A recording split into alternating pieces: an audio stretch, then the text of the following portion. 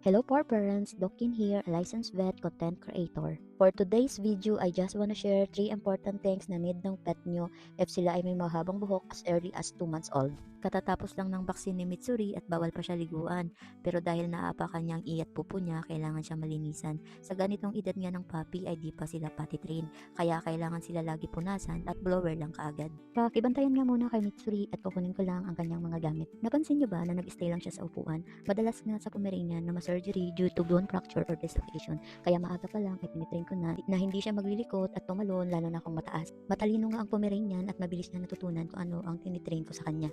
Pag ang dog mo nga ay mabalahibo, ito ang 3 bagay na kailangan niya as early as 2 months. Number 1 nga na kailangan nila ay blower. Dahil pag hindi mo agad natuyo ang balahibo ng dog, ay magkukos ito ng buhol-buhol at matted fur. At prone din ito sa bacteria and fungi or yeast infection na pwedeng mag-cause ng skin disease or skin irritation. Pag mabalahibo ang breed ng dog mo, as early as 2 months old, sasanayin nyo na sila ng pinoblower. Itong blower nga na nabili ko sa TikTok ay pet friendly dahil di siya gaano maingay. At di matatakot sa blower ang pet natin at napaka-komportable niya lang gamitin. Ang smooth at shiny nga ng buhok mo after mo mag-blower, kaya sigurado maganda din sa balahibo ng fur baby natin.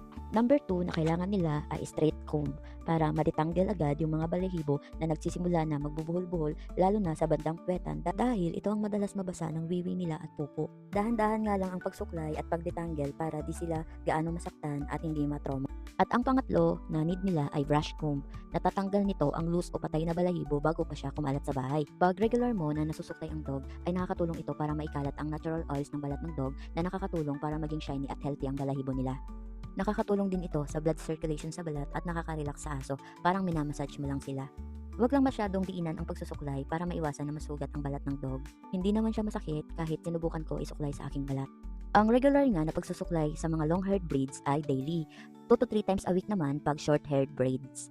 Regular natin nasuklayan ang ating mga alaga lalo na pag ito ay mabalahibo at ito ay nagiging quality time na rin natin at mas nasasanay sila sa grooming. Sana magkaroon kayo ng 3 ito para sa fur baby nyo. Hanggang dito na lang guys ang vlog ko. Maraming salamat. Mabuhay tayong lahat.